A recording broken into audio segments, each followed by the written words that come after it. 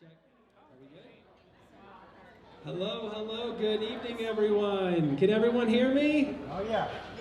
Give me a thumbs up. Great. So excited to be here tonight. Welcome to Aubergine's Night of Community here in Park City. My name is Jason Osmond. I'm Vice President of Marketing, and I'm excited and honored to be starting us off. And something I want to tell everybody, I don't know if you've seen our announcements, but one thing we're really proud about is Aubergine Kitchen in Park City is not only Aubergine's 10th location, but we just celebrated 10 years of being in business for Aubergine Kitchens. Give it up for the Zanadas for making this happen. So we're so excited to be here with you, wonderful people. Thank you so much for coming. Everyone here shares the same values that we do. Everyone here has either made an impact or is trying to make an impact in the wellness space here in Park City to help change people's lives. And we love that about you, and that's why you received an invitation to come. So thank you much. One more round of applause for you people. Woo! So before we bring up Dr. Fuhrman, I would love to bring up Elcio and Marianne and the family, right? Yeah. And he wants to say a few things, so let's get the Zanadas up here. Here we go. Thank you. Thank you. Yeah, welcome everybody. Thank you. My wife Miriam, and I have here, I have Eduardo, my son, Lori, my daughter-in-law, and my daughter Julia. And we started this 10 years ago. Allowed there, né? Is it okay? We started Aubergine 10 years ago. We celebrated the 10th year 2 days ago, Monday. It was a big journey. At the beginning, you know how hard it is. It's still hard, but at the beginning, it's even harder. And I was reflecting about this 10 years, and I remember some days before we opened the first Aubergine in Orem. It was our first venture in the restaurant business. And we were having dinner with a friend, and he told me, Elcio, are you going to send soda? I said, no. He said, no restaurant survives in Utah County without selling soda. That was a long night for me. I didn't sleep well. But we stick to our values, what we believed, and we are here. We opened the doors without no marketing, and the community embraced us so well, as you are doing until now. We are so grateful for you and for our community. And that's what makes us to keep the commitment to bring great things to you. Aubergine is not a restaurant. Aubergine is a movement with food. Instead of harming us, it's food that heals us. It's more than a restaurant. It's a movement. Food that heals us instead of harming us. And when a new knowledge comes, we set a new bar and we rise to it. And that's the reason tonight we have a special person here, Dr. Fuhrman, to bring us more knowledge. And we learn and we make it happen, what we do here, for the goodness of people, well-being of people. That's the way I feel to have integrity with myself and with the brand we have created. My wife and I, she's developing recipes, and we always ask the question, can our grandchildren eat here or not, this food or not? If they cannot eat, because we love them, we don't make it. They are the test for us to approve a product here. And some years ago, I was trying to improve my health.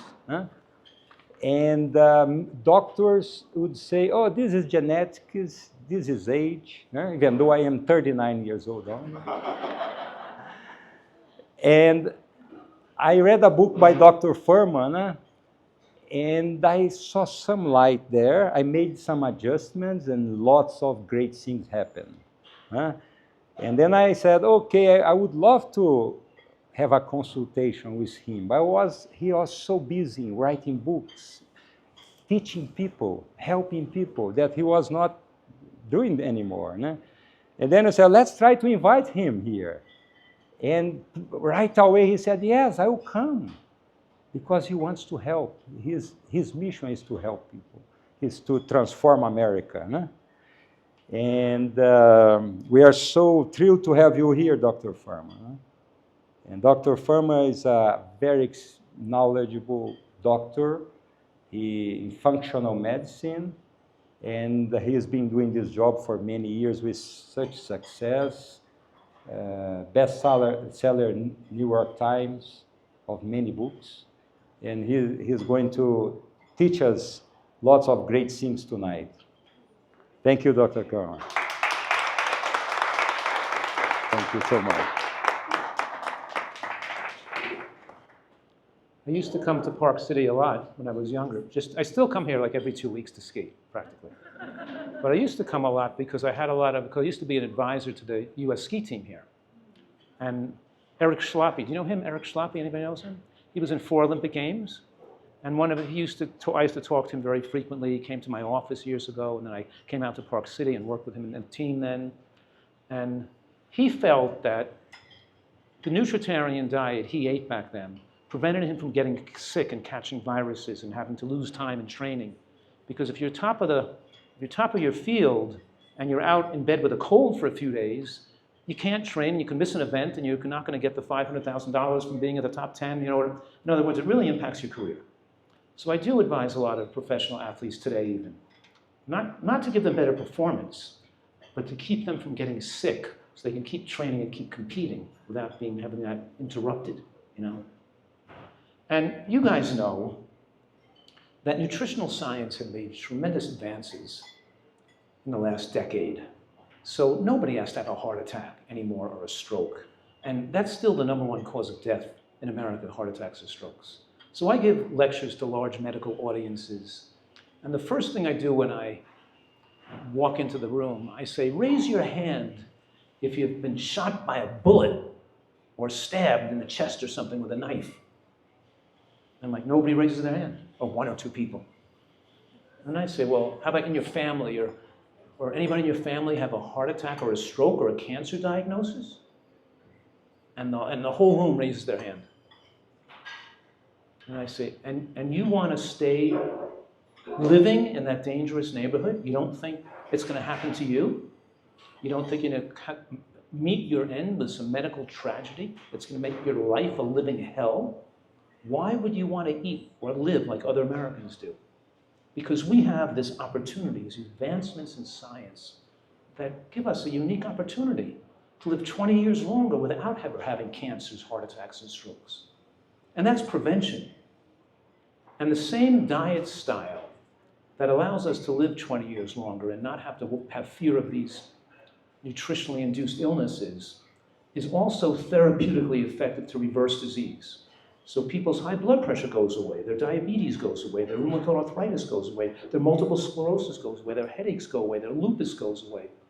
In other words, we've been sold a false bill of goods. We think that these diseases are the inevitable consequence of aging, and we think the answer is to go to doctors and put poisonous substances in our body that suppress symptoms and make us feel better, but accelerate the progression of the disease and usually facilitate an earlier death. What I'm saying here, just for an example, is that diabetic medications make diabetics die younger. And every type 2 diabetic has the opportunity to get rid of their diabetes and not treat it. All right, so that's the introduction. I'm going to speak for about an hour now, and we're going to do a whole hour of Q&A at the end. So think about what questions you can ask me as we move forward.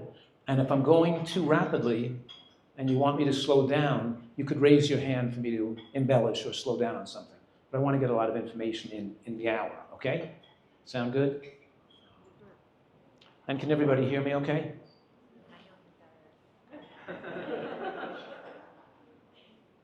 Oh, I'm okay. And you can all see the slide.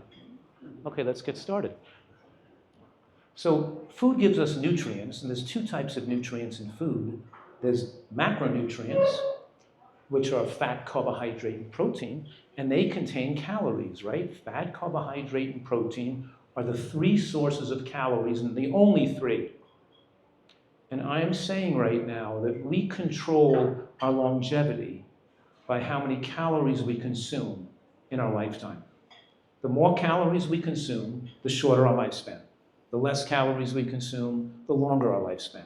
So I'm going to start right now and ask you a question. And that is, how many calories do you think is the average amount of calories consumed in America? Take a wild guess. 3,300, average in America. What do you think the average amount of calories consumed in rural China or in primitive human populations is? Yeah, about 14, 1,500, about half. I always make the joke, I say, we live on half of what we eat, and the other half meets the needs of our doctors. Follow that? So food gives us these calories, but food, especially natural foods, gives us micronutrients which do not contain calories, like vitamins, minerals, and phytochemicals. And I'm saying that when we achieve micronutrient excellence, or micronutrient adequacy, it makes us satisfied with less calories. We get instinctually connected with the right amount of calories when our micronutrient needs are being met. But when our diet is micronutrient deficient, we literally become a calorie-consuming monster. We're uncomfortable eating the right amount of calories, and we're driven, biologically driven, to eat more food. So being overweight is a nutritional deficiency disease. You following that? So now I'm going to move on. And I'm going to tell you the first principle of a nutritarian diet. That's the word I coined, nutritarian, to represent a diet designed to maximize human longevity. That's nutrient-rich. And I want you to memorize these 5 words, because this is the most important principle. So right now I'm going to say the only proven methodology to slow aging and live longer, as encapsulated by these 5 words. Moderate caloric restriction with, or in the context of, micronutrient excellence. You got that? Try to memorize that. Moderate caloric restriction with micronutrient excellence. Because I'm saying, and it's represented by this equation, H equals N over C. It means your healthy life expectancy, your health span, your play span, and your lifespan is proportional to the micronutrient bang per caloric buck that you consume in your life. You consume a higher micronutrient load per calorie, then you have a higher micronutrient concentration in your cells. So the answer is, what's the micronutrient? The question is, sorry, not the answer. The question is, what's the micronutrient concentration in your cells? How concentrated are you? Because here's the thing, if you're, obviously, as you gain weight, you dilute the micronutrient concentration. But if you're eating enough micronutrients, you can see it in the color of your skin. It turns your skin like orange. If you put your skin next to my skin, you could see like your skin is more pink. Your skin is more pink and mine is more orangey, right? So you could see the level, your skin is really orangey like mine. Very orangey, which means that you eat a high micronutrient diet. I've never met you before. She's not a plant. I thought it was red. But that shows good health, because then your skin is protected against skin cancer, and then those nutrients penetrate your brain, your liver, your kidney, every cell in your body is penetrated by the same nutrients. So going back to that slide again, we're saying micronutrients consist of antioxidants and phytochemicals, and we need an antioxidant and phytochemical-rich diet so our cells become rich in these substances that slow aging, prevent DNA breakage, methylation defects, the buildup of metabolic waste, and exogenous and endogenous wastes. I know you didn't get all that, That's okay. We're going to explain it. We're going to break it down. Because our body builds up toxins, right? Waste products. We have waste products from the external environment, and we have waste products like ammonia, uric acid, and other types of lipofuscin, a whole reactive oxygen species, advanced glycation end products. There are a lot of products that build up that are made by the body that are toxic, that the body has to remove. And when the body doesn't get enough nutrients in the tissues, it can't remove the buildup of metabolic wastes, and we age faster. So we went through this, and look, what I'm saying here is that to be healthy, I'm blocking that, that's okay. Oh, nobody's sitting right here in the front. That's good, makes it easy.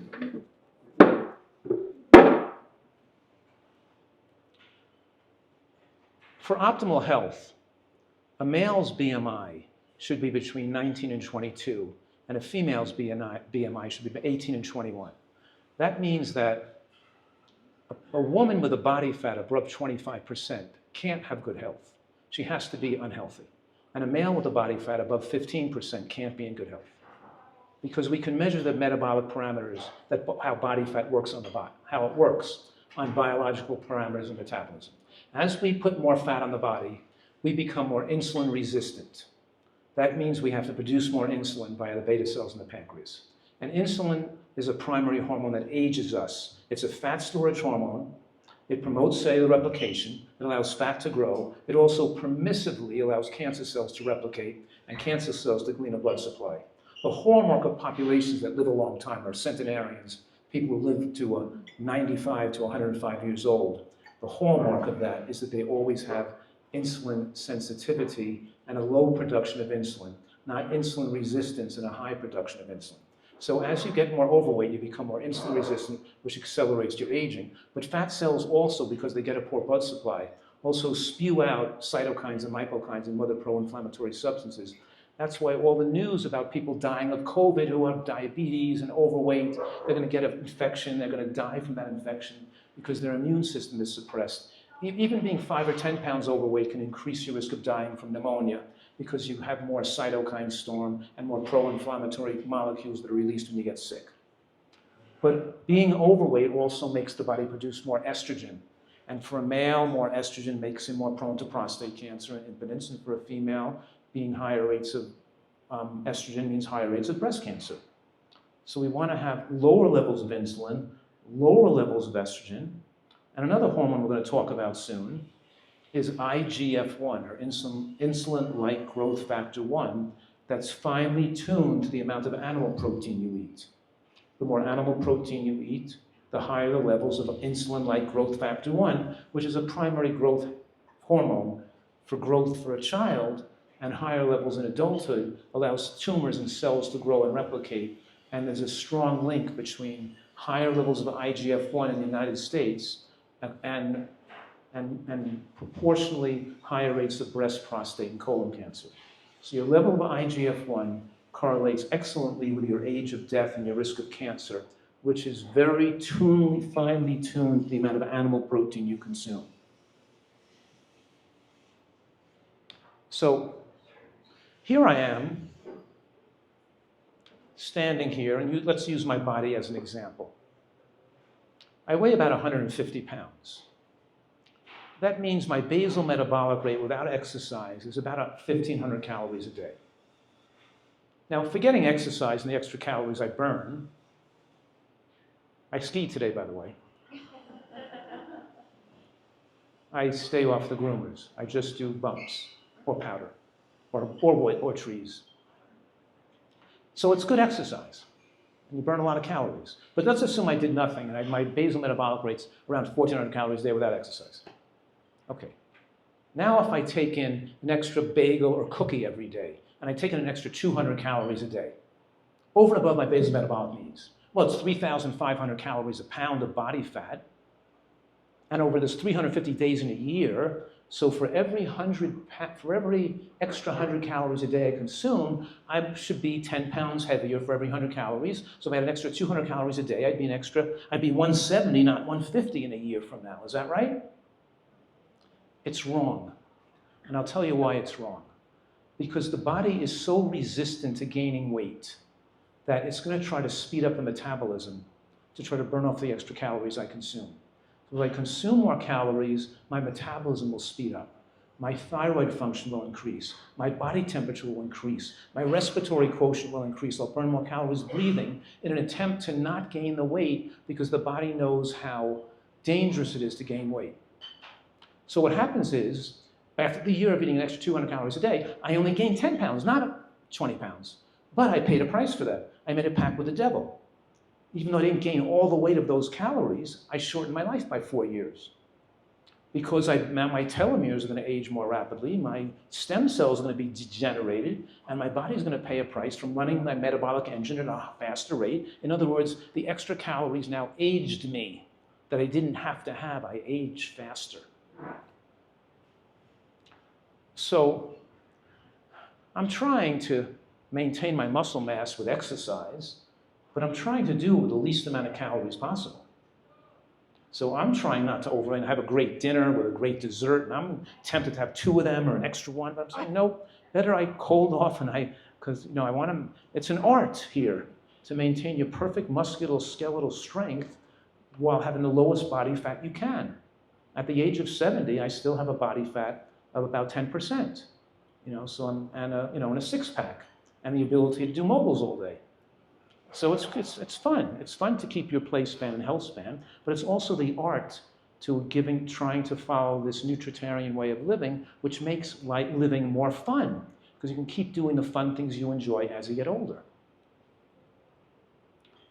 So this is a review of what I just said to a degree. I'm saying that higher nutrient, lower calorie eating enhances cellular repair, suppresses genetic alterations that could lead to cancer. Scientists call that gene silencing. We are not what our genes are. Your genes are expressed based on how you eat. The genes are affected by what you put in your mouth. We're more affected. The genetic contribution to disease is very small, and it only gets expressed when you start to live an unhealthy lifestyle. Our bodies are, so what I'm saying to you is that the human system is pretty disease resilient and disease resistant when fed optimally. So we slow down the metabolic rate. We enhance DNA repair. You know how Americans are trying to speed up their metabolic rates? They can eat more food and not get fat, right? And I'm telling you, no, we want to do the opposite. We want to slow down the metabolic rate so we can eat less food and not get too thin. How much food should you eat? Probably as little as possible without getting too thin. Maintaining your strongest muscular version of yourself with as little food as possible, not with as most food as possible. And as you improve your digestive efficiency and improve your nutrient intake, you'll find you can maintain your muscle mass and your body mass with less food, not with more food. It's pretty, you might be annoyed by that. And we want the body's ability to remove toxins, free radicals, and AGEs. Kind of interesting that the word advanced glycation end products is abbreviated AGEs, or ages us. So we're talking about these 2 common toxins, free radicals or reactive oxygen species, and AGEs. So for every 100 calorie increase in metabolic rate, the risk of death increases by 25%. We can accurately predict a person's lifespan by looking at how many calories they eat and how much on a daily basis over and above the metabolic rate. And of course, the most powerful medical equipment to determine a person's health is analyzing their diet and looking at their body weight. You don't need any expensive medical tests. You need to look at what the person's eating and see how much they weigh. That's the most critical factors. So vegetables have the most powerful effect of protecting the DNA from cancer. And if I was going to ask this part of the room over here, what's the food most protective against cancer? You would say what?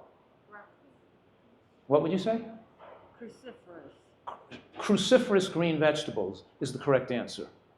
That's the correct answer. The most powerful anti-cancer substance in the diet are cruciferous green vegetables like arugula, bok choy, kale, and we should be eating those every day. And if I were going to ask you guys right here, that's cancer. Now, what about heart attacks and strokes? What's the food that's most powerfully protective against heart attacks and strokes? Well, I'll give you a hint. It's colored green.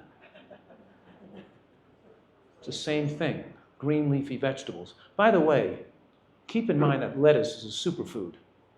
Lettuce is low in oxalic acid, high in calcium and phytochemicals, but it's particularly high in sulfoquinavose. That is the fuel for the healthy bacteria that populate the gut and create a coating of biofilm that prevent the excursion of sugar or glycemic foods from entering the bloodstream too rapidly. So these foods like beans and lettuce and mushrooms and onions don't just contain anti-cancer ingredients, but they also support the growth of healthy bacteria in the gut, which creates a whole new part of your health immune function by these populating the gut with these healthy bacteria.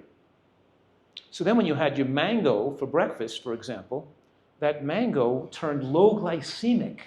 The sugar entered the bloodstream so slowly because you're a regular eater of lettuce and onions and mushrooms and kale, which populate the gut with these beneficial bacteria that create a thickened biofilm that don't allow glucose to go through the gut rapidly, but slows it down. So it lowers the glycemic load of your diet just because you have a healthy biofilm.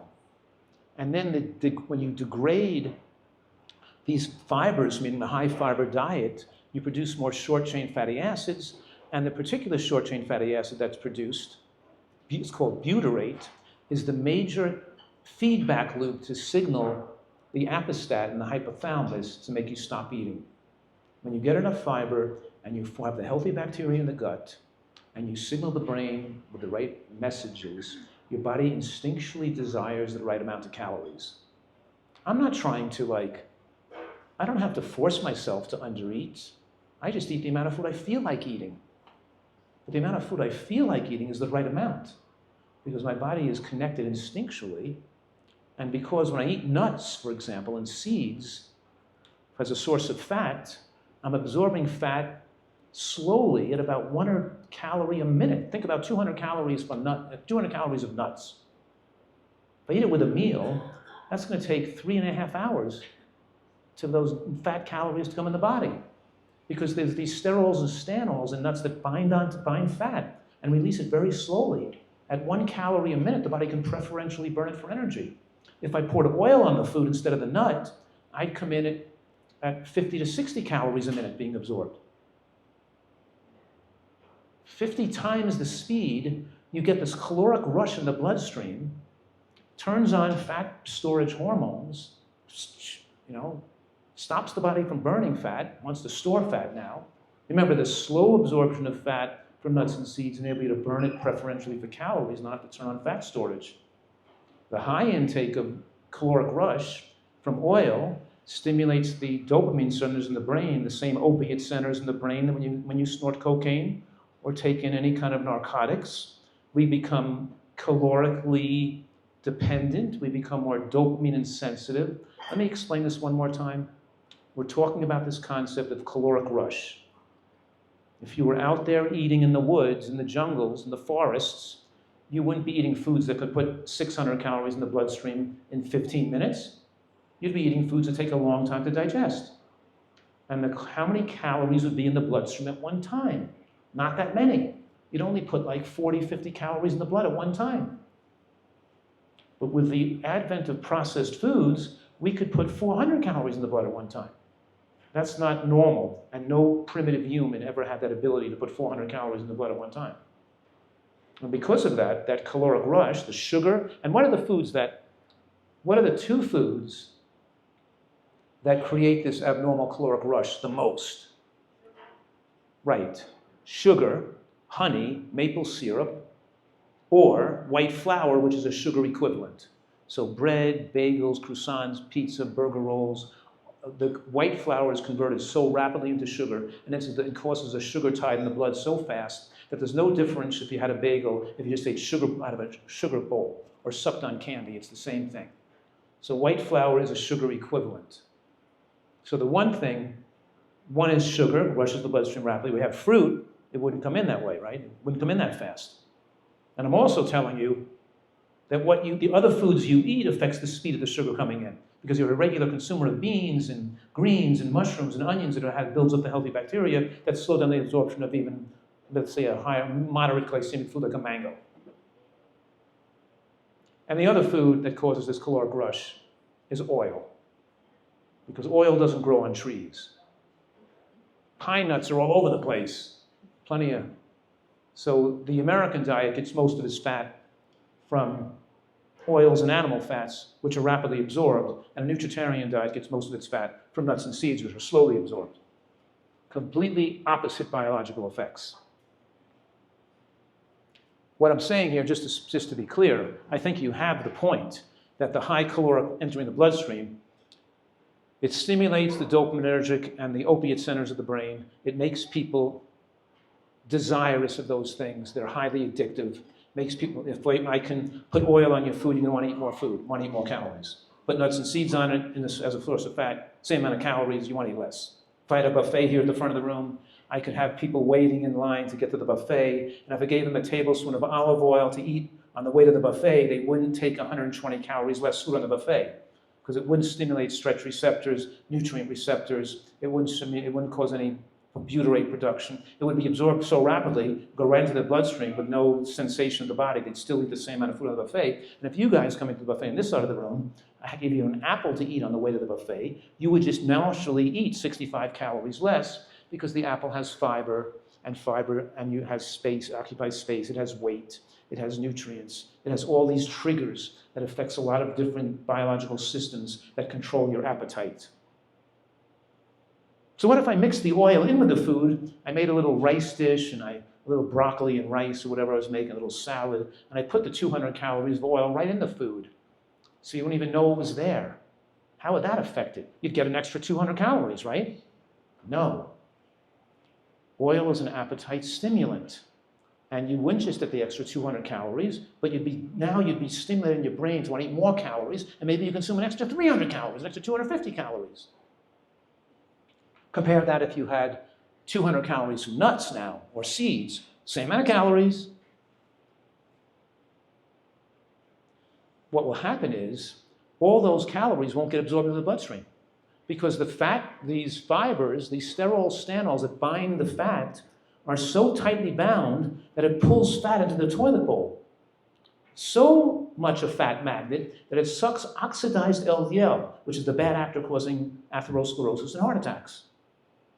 Matter of fact, we can tell a person's risk of heart attack. I can tell if you're going to have a heart attack in a month or 2 months. You just check the HSC, the inflammation, the oxidized LDL, and the myeloperoxidase. The blood test shows the inflammation, shows the damage occurring. And then these inflammatory markers go down low when you eat a healthy diet. When a week of eating healthy, your risk of heart attack can decrease by 99%. You turn on the switch or turn off the switch just by what you put in your mouth. So I was talking about this idea that if you ate 200 calories of nuts or seeds, you're not going to absorb 200 calories because these factors suck fat, are holding onto fat, and it makes more fat in the toilet bowl. So I got the sensation like I ate all those 200 calories, but it automatically caused me to moderately calorically restrict because all those calories don't come in like it does if you have oil, but if oil, it drives up your apostat too. The appetite and the apostat. The apostat's in the brain. Likewise with beans, for example. Beans are the example of the high carbohydrate food that would be the opposite of sugar or a candy bar or cotton candy or white. Beans are the opposite because their carbohydrates are so slowly digestible, which doesn't spike glucose in the blood. They have the most slowly digestible carbohydrates and the most resistant starch. Now, resistant starch in beans are highest in beans. They don't get absorbed at all. Well, 10% or so gets absorbed because they're fermented by bacteria into short-chain fatty acids, but then 90% of the resistant starch passes through as fat into the toilet bowl. So you felt like you had 200 calories, but it never even entered the body. So you feel satisfied with the food, but it actually causes less caloric absorption where you're eating as much food as you feel comfortable eating, but you can't possibly gain weight from that food or put fat on the body. The body's not designed to put excess fat on it. There's no excess fat on the reindeers running around, or the chipmunks, or the primitive humans, or the baboons. There's no excess body fat hanging off these natural animals. And there was no excess body fat hanging off primitive humans.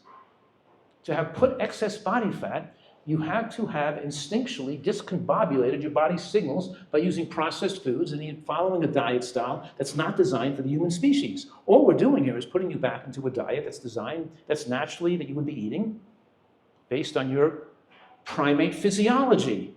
We're primates. We're only a 1/24th of a chromosome different from a mountain gorilla. We're gorillas. But they're, I guess, smarter. Because we're committing suicide, Anyway. So vegetables protect the DNA against cancer. More vegetables, less methylation defects. For example, the Catawba Island studies. They have no heart attacks on the island, no people with high blood pressure in the population, but the Fiji Islanders smoke like fiends, but they have almost no lung cancer there compared to the Hawaiian Islanders because the Fiji Islanders eat so many green vegetables. So raw vegetables and cancer, you could say, it would be good for you to memorize these words. Here's the words I want you to memorize. Raw vegetables have the most consistent and powerful association with the reduction of cancers of all types. You could probably memorize that, right? We'll say it one more time. Raw vegetables have the most consistent and powerful association with the reduction of cancers of all types. You guys are eating salads, a lot of salads. That's one of my mantras. The salad is the main dish. Have a salad at least once a day and eat some vegetables, raw vegetables with that salad. As much raw vegetables as you can. And then chew it real well, because the absorption of nutrients is dependent on how well you chew, because you said that the cruciferous green vegetables are most powerful against cancer. And I'm adding to that and saying that's based on how well you break open the cells by how well you chew it, because the anti-cancer substance is not in your plate. It's not in your vegetables yet. It's formed in the mouth because there's a precursor in the vegetable called glucosinolate, and the myrosinase enzyme in the cell wall forms a chemical reaction in your mouth and mixes with the bacteria in your mouth and the saliva. And the ITCs, that are the most powerful anti-cancer substance, is formed in your mouth in proportion to how well you chew the vegetable. So if you're mindful of having a salad with kale or arugula or bok choy and lettuce, like I want you to have all these greens that you have on your plate, but I want you to really be thinking of liquefying every mouthful before you allow it to be swallowed to get the maximum production of nutrients from that. Follow that? And then if you ate the salad with no dressing, just made it dry with no fat mixed in, you'd absorb about 1/20th to 1/40th of the beneficial anti-cancer compounds. By putting a couple of pumpkin seeds or a couple of walnuts, a little fatted with that salad, you increase the absorption of the anti-cancer phytochemicals by 20 to 50 times as much as a dry salad with nothing on it. So in a nutritarian diet, we make salad dressings out of nuts and seeds. I'll take an orange and whip it up with some cashews and toasted sesame seeds, a little blood orange vinegar and a splash of lemon, or we'll make a walnut vinaigrette or a Russian fig with a fig vinegar with almonds and hemp seeds and some roasted garlic and some black fig vinegar in there. So it makes healthy, delicious dressings using nuts and seeds because they're so beneficial for absorption, and themselves are such a powerful anti-cancer effects. So vegetables affect against cancer, and they protect against inflammation in the blood vessels.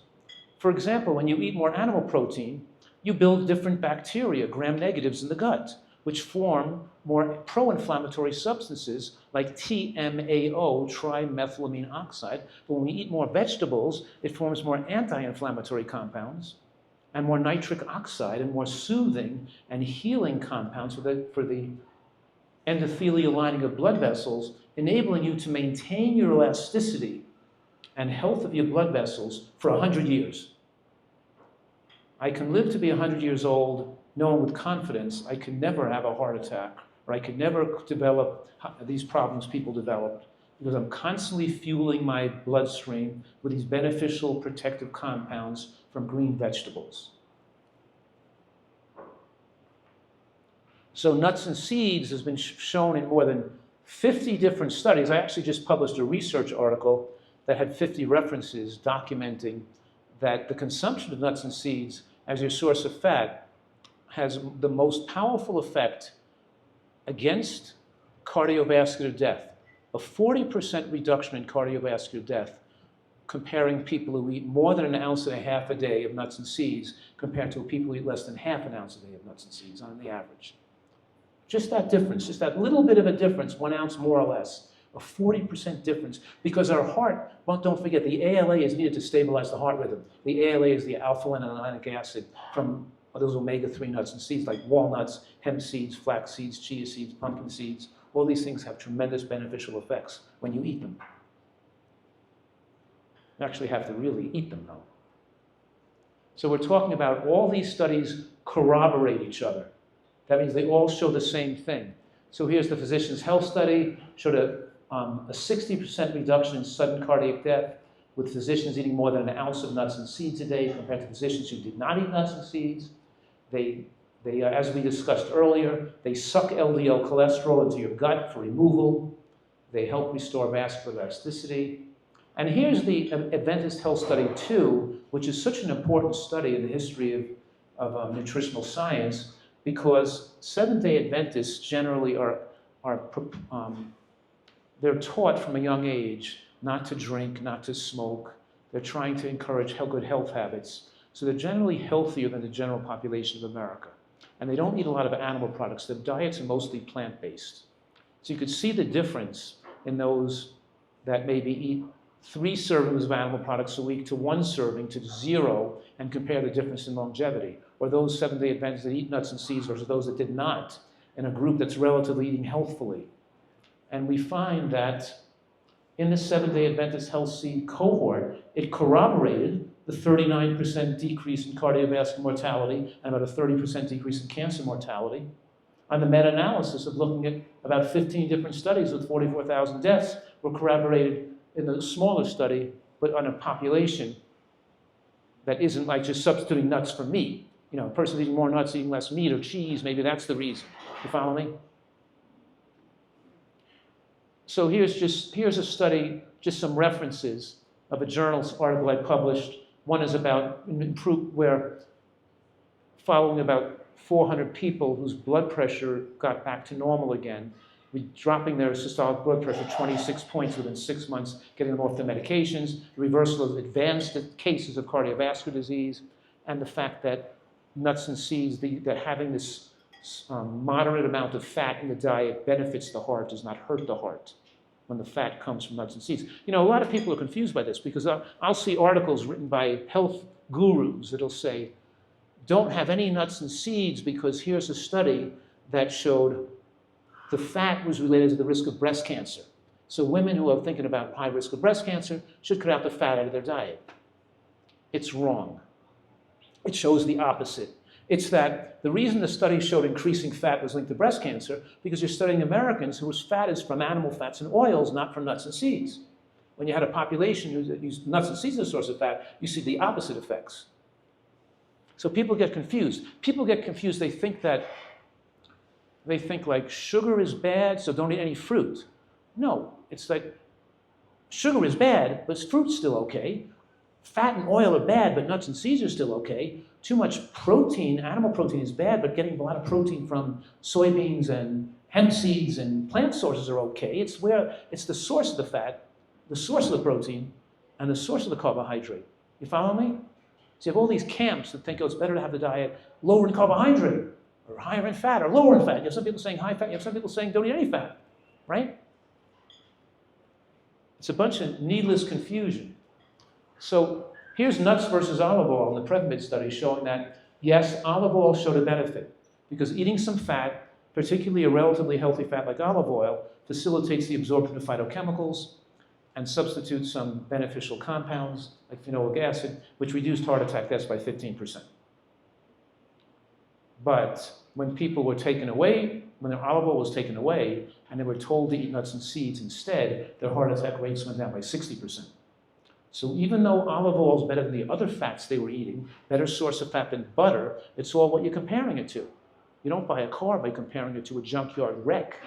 By comparing olive oil to more unhealthy fats, it looks favorable. When you compare it to eating walnuts, it looks unfavorable. You follow that? And I'm saying some ridiculously radical statement, I'm saying olive oil causes breast cancer. How am I saying olive oil causes breast cancer with any degree of scientific integrity? Anybody know? Help me out here. No? Nobody? Because fat on the body causes breast cancer. If you're dumping extra calories on your food with olive oil, it's going to prevent you from losing weight, and you're going to be at high risk of breast cancer. You should know your body fat percent. And if your body fat percent is above 25 and you're a woman, get it down. Change what you're doing. Get the oil out. This is an art and a science to adjust your food intake to the N/C, right, to get the right perfect level for you. So the American diet has 2% of vegetables, 2%. We should be eating a diet with what's mostly vegetables. We eat 60% of calories from processed foods, and about a third of our diet is animal products, a little piddling amount of vegetables. Okay, we're moving on to the second principle of the nutritarian diet, which is the diet should be hormonally favorable, which I went over this already. I explained to a degree that estrogen, insulin, and IGF-1 in excess drives cancer, right? And that we want these hormones to be lower. And that glucose in the blood is the glycemic load, how fast sugar rushes into the blood. It makes you into a person that continually wants to eat food and re-stimulate the brain. So white bread and bagels and pizza are addictive substances just like cocaine. The whiter the bread, sooner you're dead, right? Don't trust these white substances. Now, that's high glycemic carbohydrates, and there's low glycemic carbohydrates. What's the prototype of a low glycemic carbohydrate? It's a bean. It's high in carbohydrates. But now, listen to this for a second, because you're learning from me that it's better to have these carbohydrates go into the bloodstream slowly, right? But beans are also rich in protein. They have the same protein count as meat, pretty much. Because don't forget, remember I told you that even though beans are about 30% protein and about 70% carbohydrate, maybe about 8% fat, but maybe 65% carbohydrate.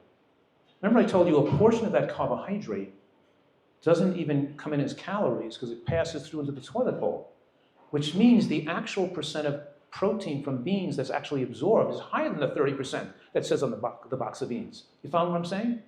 Because if all the carbohydrate doesn't come in, it's higher in protein. And what you're learning in this presentation, and we'll go into the slides now, is that more animal protein means shorter lifespan, but more plant protein means longer lifespan. So more hemp seeds, more peas, more beans, more quinoa, these high protein plant foods, the longer you live. So beans are high in protein, but we can take the plant protein out of your diet. Plant protein is beneficial. We could take the plant protein out of your diet. Here's how we can do it. Instead of using walnuts and flax seeds and quinoa and pumpkin seeds and almonds, instead use oil. Well, you just lowered your plant protein in your diet by 20 grams a day because you got your fat from a fat source with no protein mixed in with it. Took your fat with a walnut or a hemp seed, you have a high protein. You're getting 10 or 20 grams of protein in there. When you eat sugar and when you eat oil, you don't just destroy your health.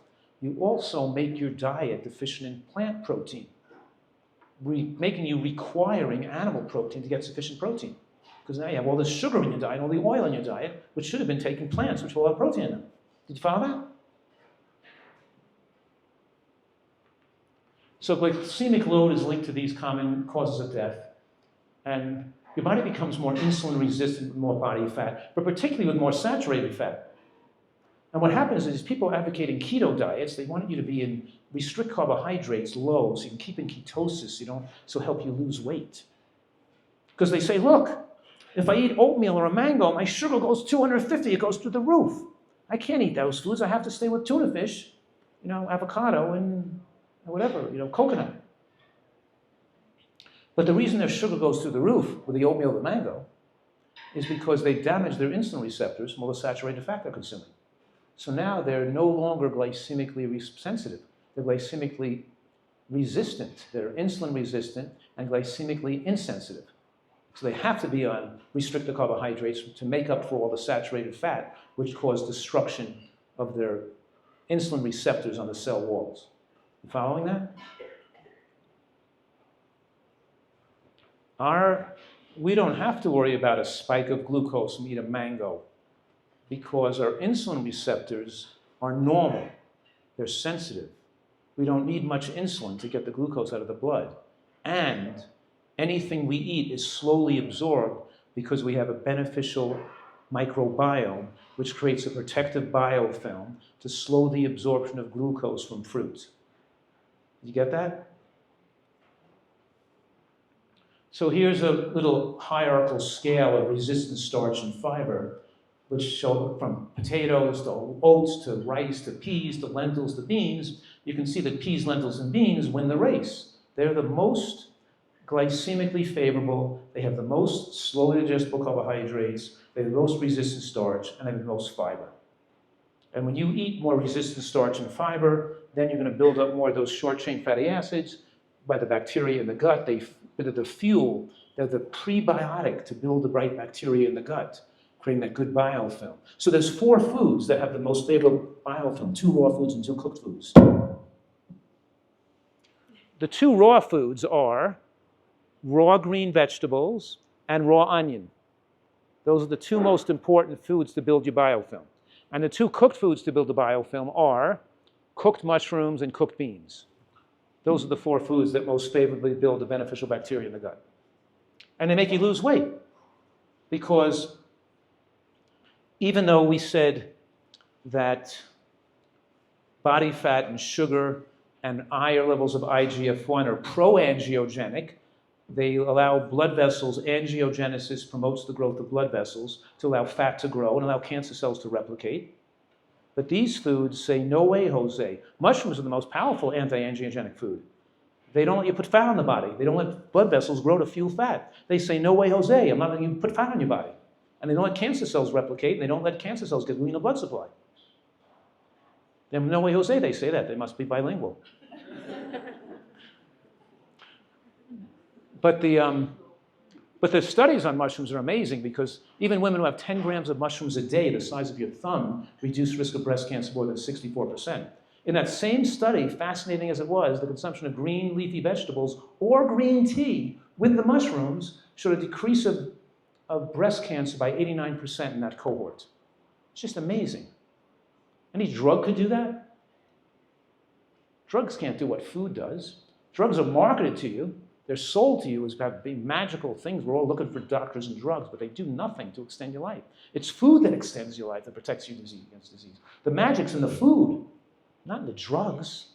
We need less doctors. They should all become electricians, plumbers, not lawyers, just electricians and plumbers, and architects,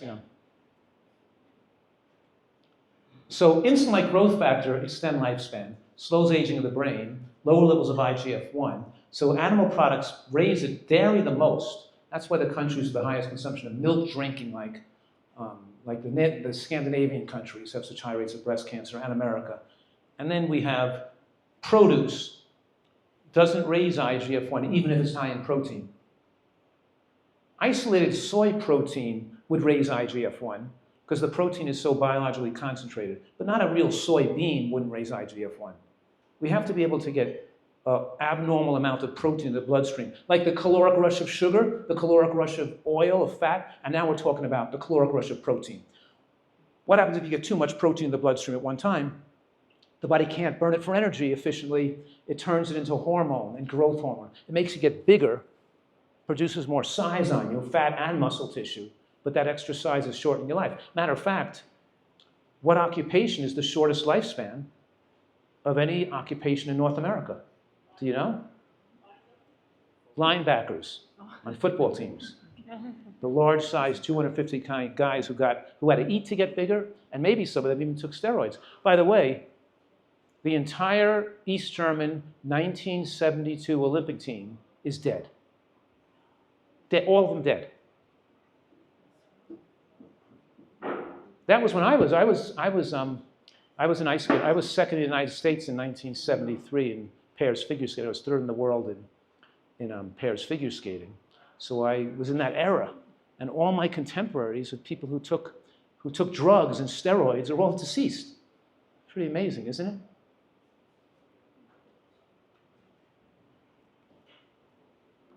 So here's pooled data on 17 studies on breast cancer, showing higher levels of IGF-1 linked to higher risk of breast cancer. Here's a study tracking a huge amount, more than 100,000 people, following them to their death.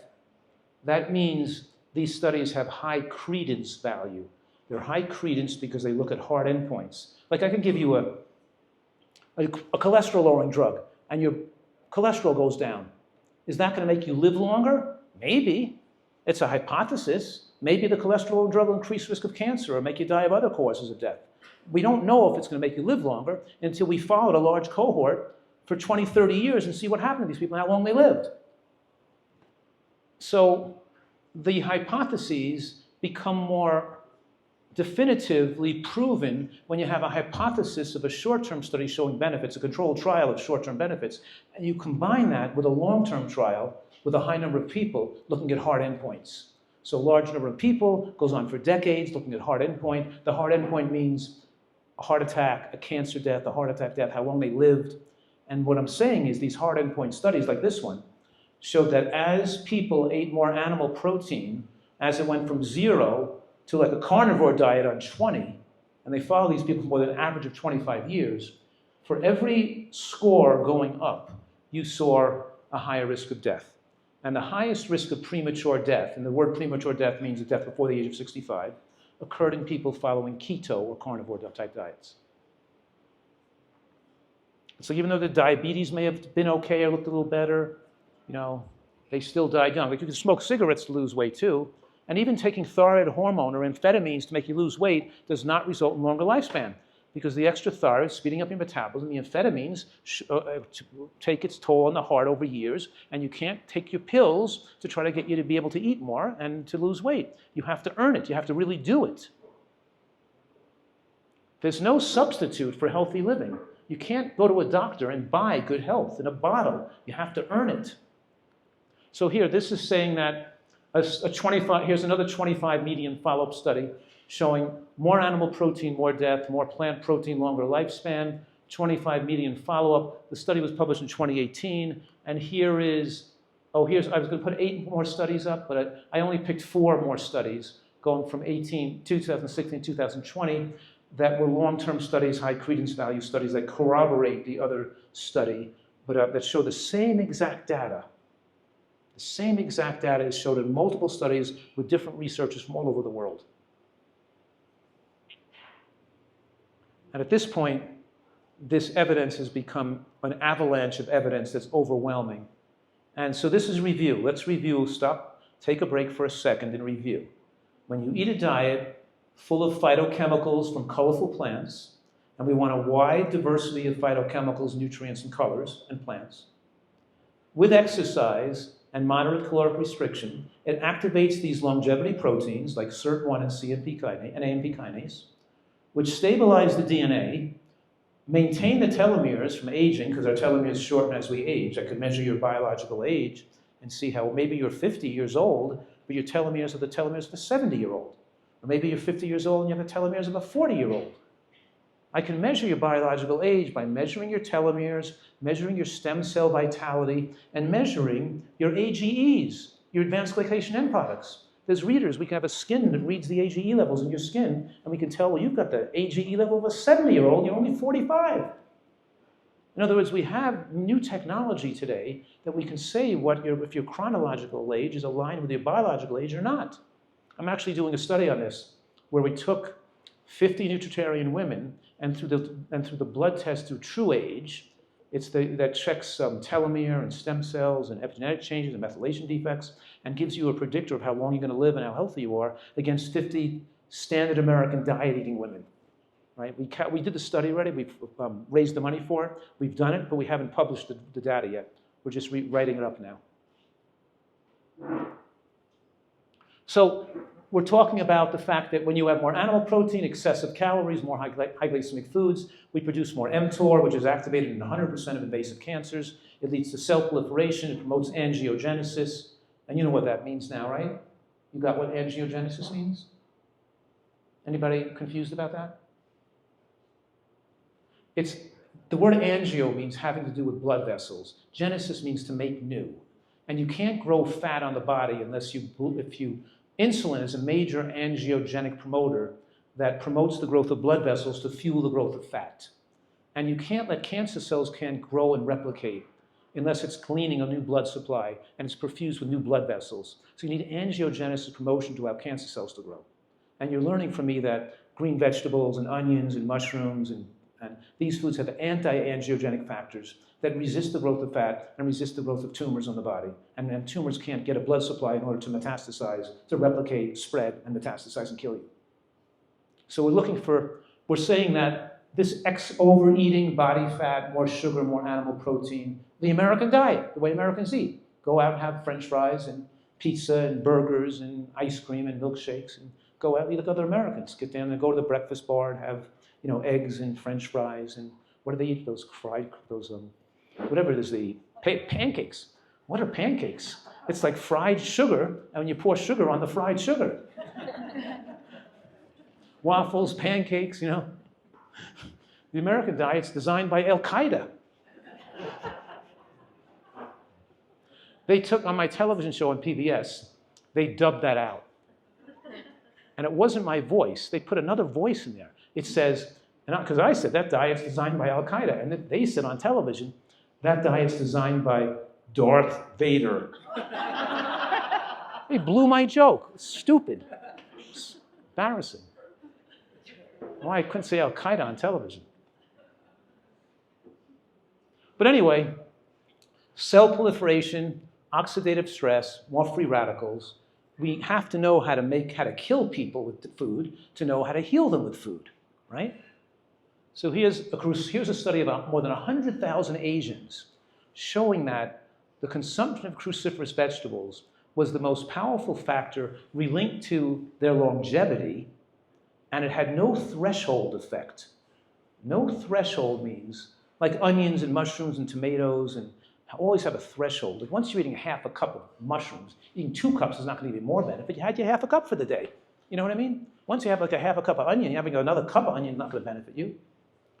Once you have some tomato sauce, you don't have to have 2 cups of tomato sauce. It's really good for you. But you don't have to have. But what happens when you have 1 cup, 2 cups, 3 cups, 4 cups, or 5 cups of green vegetables? What happens then? More lifespan with every cup. It's kind of amazing. We're a green vegetable-dependent animal. We're designed to be eating lots of green vegetables like the gorillas and the apes do. And if you don't like green vegetables, then maybe you should live close to a hospital. It's not going to help you that much, though.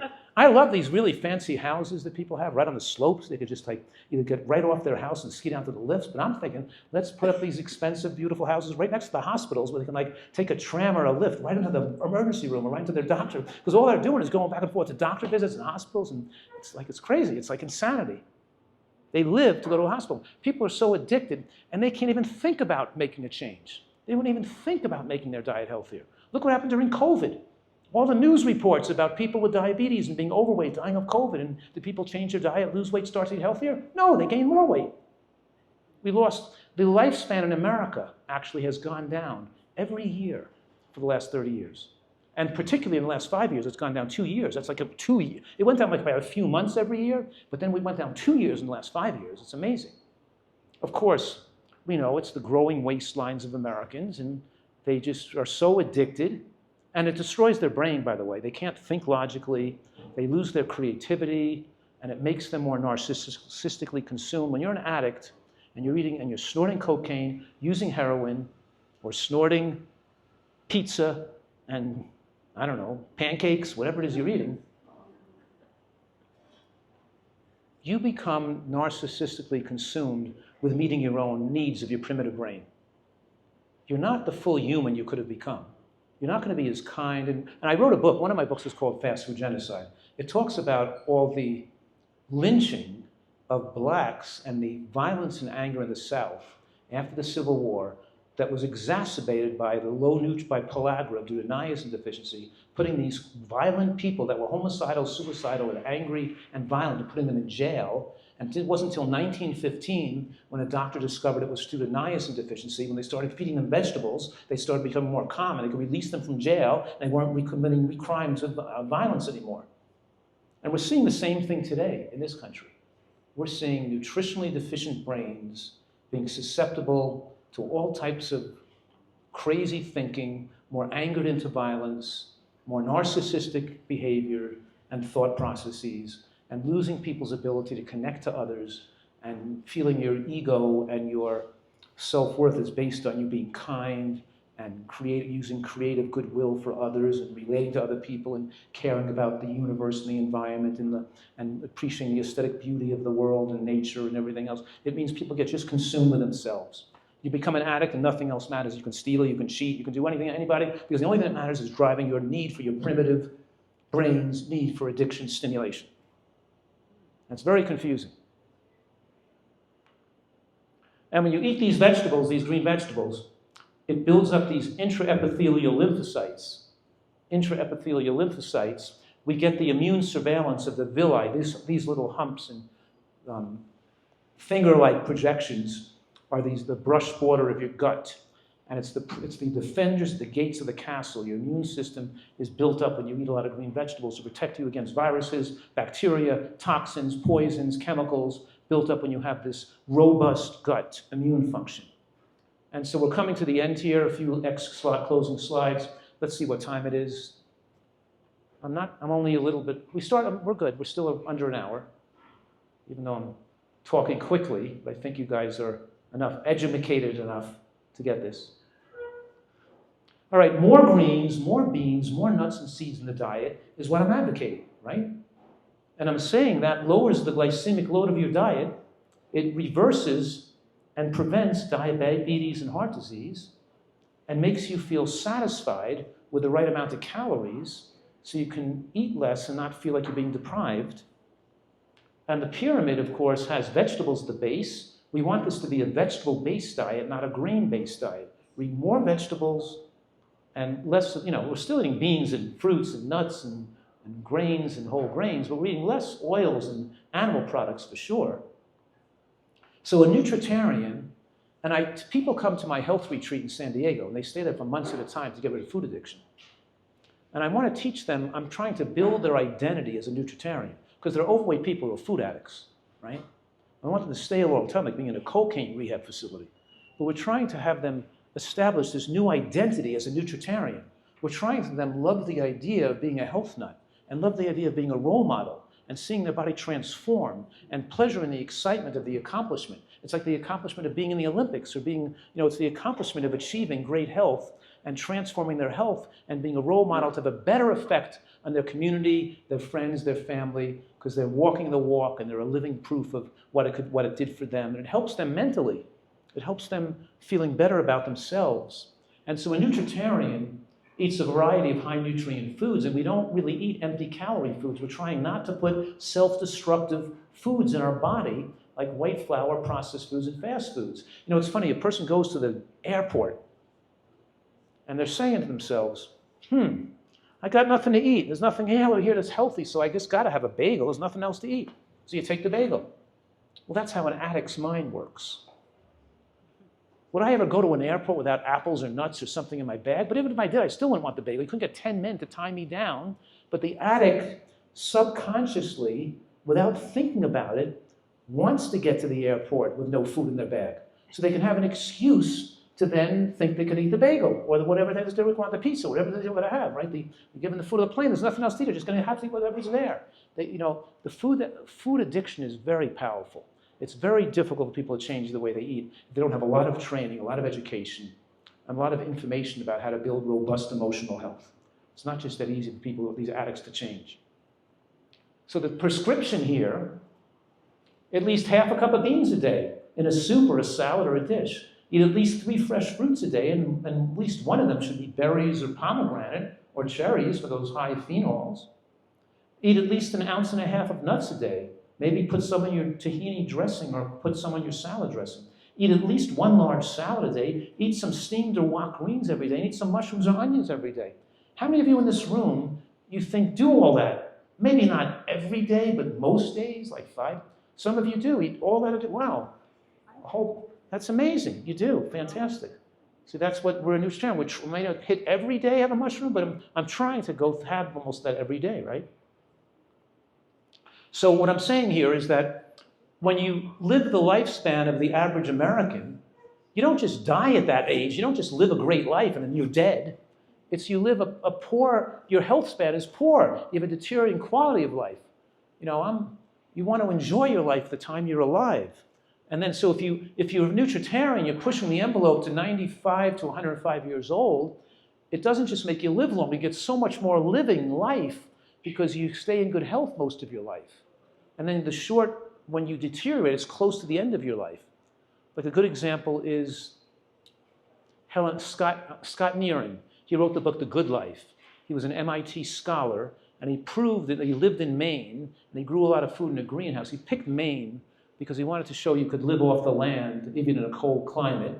And he lived to be 101 years old, but at 101 years old, he threw a party. He wasn't really sick.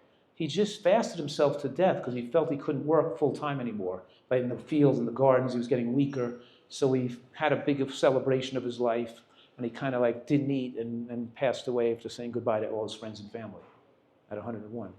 But me being in practice for 35 years now, I see lots of people that came to me in their 70s with heart disease and with advanced diseases that are now pushing 95, like some die, living to 100 years old. We're seeing the normal lifespan of humans is between 95 and 105, and we shouldn't see people dying in their 70s and 60s.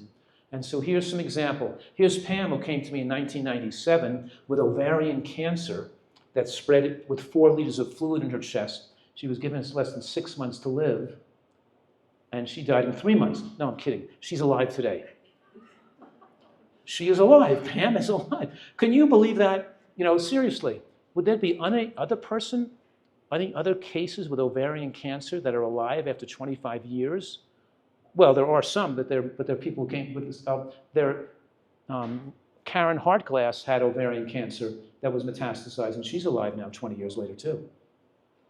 Irene, Sue, and Randy were breast cancer. Irene had lymphoma, and it melted away. Lee had breast cancer, metastatic to the bones, and she refused chemo, given 6 months to live, and she made a complete recovery. I was like shocked. I did the bone scan, it came back negative. And I said they must have gotten it mixed up, and I got to do another bone scan because it couldn't be possible. This couldn't be possible. And then, of course, here's some examples of Jody's psoriatic arthritis, how she lived in 30 years of pain with psoriatic arthritis on cancer-causing drugs from rheumatologists, made a complete recovery. And I went with her. We used to run these getaways, vacations, and she climbed the mountain with us and put her hands up and said, "Look, I'm a miracle." It's not a miracle. It's just that the body is naturally self-repairing and self-healing when you establish the optimal environment for healing. And here's Janet, who lost over 100 pounds and got rid of her multiple sclerosis. I have must have 100 cases of MS that reversed themselves. I have one girl who was 16 years old who was on the National Renal Transplant list waiting for a new kidney for lupus, who made a complete recovery. Her creatinine went from 4.2 to 0.8. It's like, I've seen some really beautiful and wondrous things happen from people changing the way they eat with serious illnesses that could be life-threatening. So most of this lecture is from my book, Eat for Life, if you want to review the data in more detail. But I have a book called The End of Diabetes, The End of Heart Disease, Superimmunity, The End of Dieting. I have numerous books on the subject. And then I'm just showing you a picture of my retreat in California. And if you went to drfuhrman.com, there's a click bar for the retreat for people to learn more about it, to come and stay with me if they have some medical condition or food addiction they need help with. So some people, most people can do this on their own, but some people really need to get away and need to be immersed in an environment to get rid of the more serious conditions, particularly food addiction. And here we see that the diabetics that come in are non-diabetic before they leave. That they revert, that 80% their diabetes goes away. The people on high blood pressure medications, 80% they reverse their diabetes. They can come off all their diabetic medications, within the first 6 weeks. And then, of course, they continue to get better if they don't get it, but most of them get better really quickly. It's amazing, before they lose all their weight. In other words, while they're still overweight, they're losing weight, but they've got rid of their conditions even though while they're overweight. And I say you're a nutritarian if you're eating healthfully and at your ideal weight, or you're a nutritarian if you're eating healthfully and you're losing at least 2 pounds a week in the direction of achieving your ideal weight. Because if you're overweight and you're not losing weight, then you're not doing it right. Either you're eating the wrong foods, or you're overeating, or doing something wrong. Because you should be losing, remember I told you earlier that the insulin resistance goes up, and the insulin goes up, and the estrogen goes up, and the inflammation goes up, and we measure these parameters. And what's really amazing is this overweight person, all these things that increase risk of heart attack, normalizes while they're still overweight, as long as they're dropping weight at a certain rate. That's why the person goes through gastric bypass, their diabetes may go away in the first month, even though they're still overweight, because they're dropping weight at a certain pace.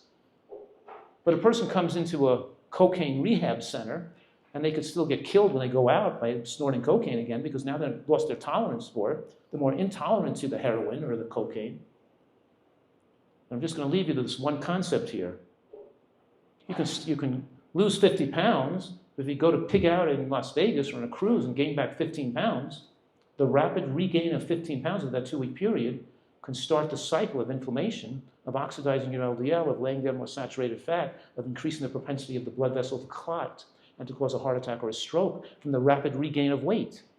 So the person was safer when they lost the first 10 pounds, and they're in the process of losing when they would have been if they lost 50 pounds and gained back 15, they'd be at a higher risk than if they were at a higher weight in the process of losing than at a lower weight in the process of gaining. Are you following that? Okay, we are locked here, but we're done with this part of the presentation.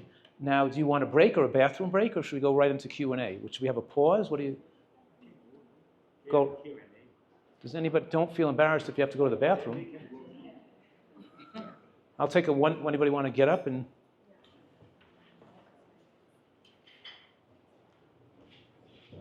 Of course, we'll have a big line in front of the bathroom now for 15 minutes. Maybe we should stagger the bathroom. Okay, the ones who have to go really badly go now, and the ones who can hold it for 5 minutes go in 5 and stay in your chairs.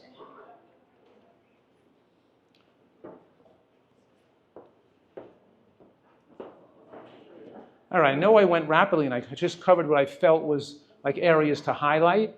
Right, I couldn't cover everything here, but I covered some areas that I wanted to highlight. So let's start with your questions. Yes. Where does fish play into the diet? Oh, I have slides on that. Well, 2 things to remember is that there's some valuable nutrients in fish that extend human lifespan, particularly the omega-3 fatty acids and zinc.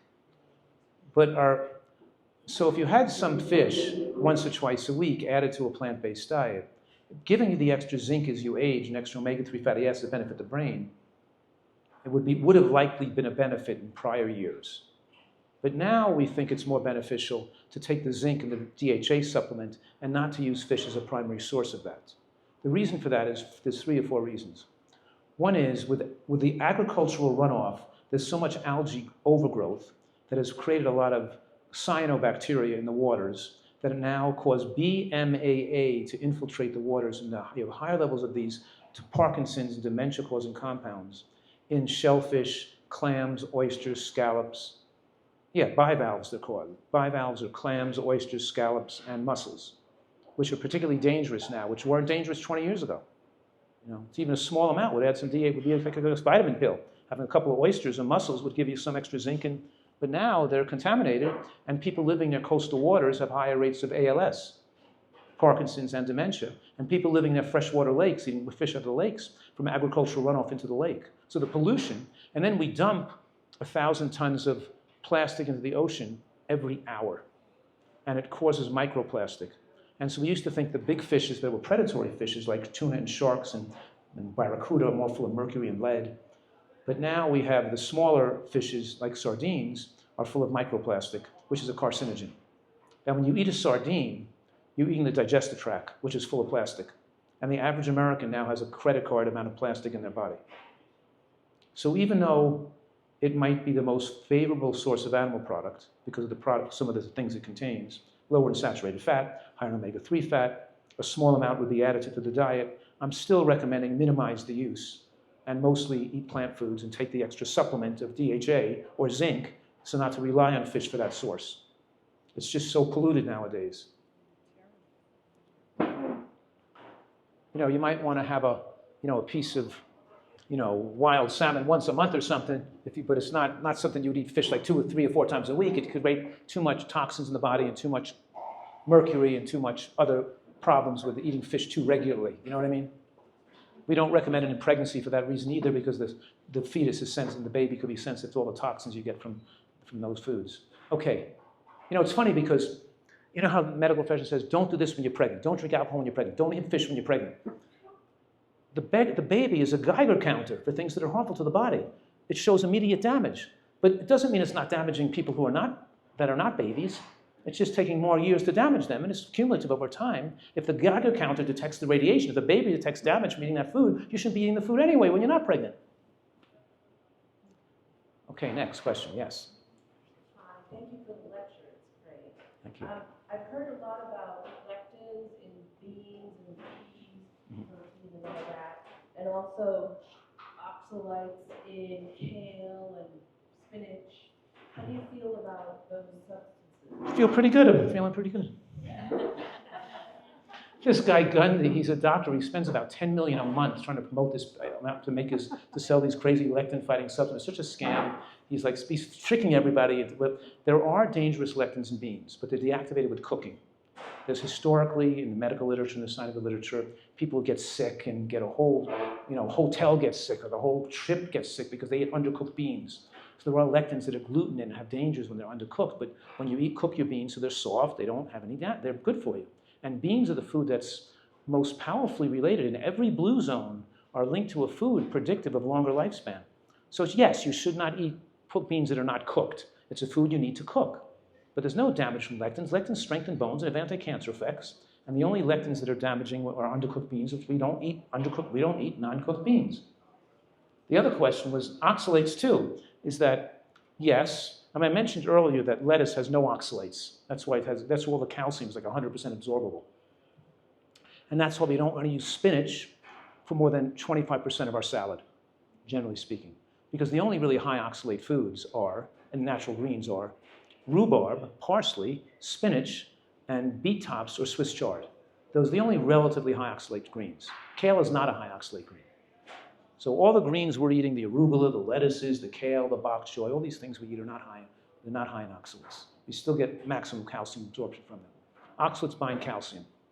But we or not, and spinach still has anti-cancer effects. We're just not making spinach our most predominant leafy green in our salad. Okay, yes? Yeah, thanks for this. This is very, helpful. My question is, there's obviously in the last 6 months, year, Ozempic and these drugs have become a big thing, right?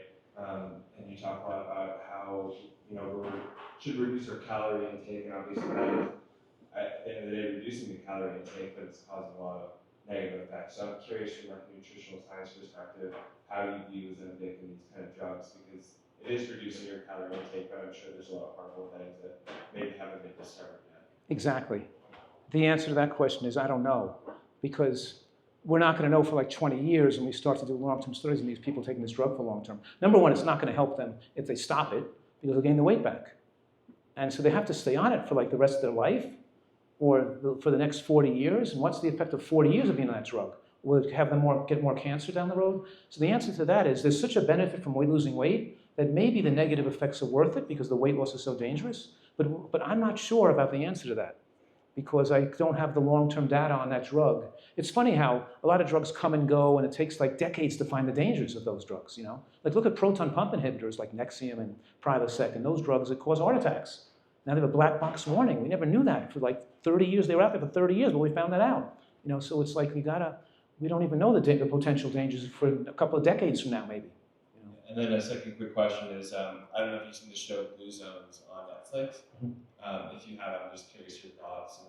A lot of what they talk about in the show, I think, kind of incorporates, your Marines and education Yes, exactly. I'm taking what the blue zone data and science to a higher level, because the blue zones give you about 8 to 10 years additional lifespan compared to an American, and I'm saying we could go to 20 years additional lifespan if we just treat the blue zones to be a little bit better than that. But there's certainly a step in the right direction. One of my lectures, I have a bell-shaped curve on different diet styles of how long you can expect to live based on the diet. Mediterranean diet, blue zone diet, keto diet, carnivore diet, low-fat vegan diet. You know, where would you expect the bell-shaped curve to fall? And it's so obviously, those are pretty good diets, but not as idealized as I'm using the blue zone science and so much additional evidence that enables us to actually push the envelope and do much better than they can do in the blue zone, if we want to. We have a unique opportunity in human history right now to take this science and utilize it if we choose to. Most people don't know about it and don't choose to utilize it, but we can really live longer and keep our youthful vitality so much longer today than we could have years ago. Yes. I would love to know your opinion on extended fasting for killing off like damaged cells, and is there a certain amount of days or hours in which your body goes into that cleanse mode? Did you know I wrote a book on this in 1996? I did not know that, but Yeah. now I'm enticed to read it to find out the answer. In 1996, I wrote a book. That was my first book. The answer is fasting has therapeutic implication. Like if I'm taking a person off their inhalers for asthma, and I take away, finally reduce the inhaler, they can go back into an asthma attack. But if I put them on a fast then, it has such a powerful anti-inflammatory effect from the total caloric restriction by suppressing the immune system, I can give them a 1 or 2 week fast to clear them out, so now I can make sure they're not going to need it and go back into an asthma attack and get rid of their asthma for the rest of their life. So it could facilitate, it's a tool to facilitate clearance and to enable people to make the hump, get over a hump, to make a recovery by cleaning out some toxins. For example, Colin Campbell, a major scientist, had damage from dioxin from working in Vietnam or in China. He was exposed to Agent Orange, and he was losing his ability of his mouth to talk and to move, and he went on a long fast, and it cleared it up, But yes, fasting has therapeutic implications, but I don't utilize it for weight loss and for people who have food addiction. Because when you caloric restrict these people too far, it sets off the obsessions with food, and they want to slow the metabolic rate down too slow, and then binge back and eat again, and then a little bit of the normal diet's making them gain easier. So even though it has therapeutic implications, most of the people I see, especially today in my life, are people who have already hurt their health and are overweight and have not been eating healthfully, and it's better I get them on the diet, and I don't do something as aggressive as fasting. If you put the calories too low, then the chance of recidivism is too high. The most probability of seeing them being able to adhere to this way of living is if you get to the perfect level of calories that has them lose weight at 2 pounds a week with all these healthy foods, and you don't push them all the way down too low on the calories. But good question, thank you. A lot of good questions, thank you. Yes? I understand that fresh is best, but we see so much now with the mushrooms, the lion manes, and cordyceps. Frozen food is great. But what we see is so much of it being pulverized and put into a powder. Your thoughts on, I know it's not as good as a fresh mushroom, I get that, but is it still helpful? Better than nothing, yeah. So you had the right answer. Better that people have no exposure to these substances, have some exposure, but still better if it was really their diet.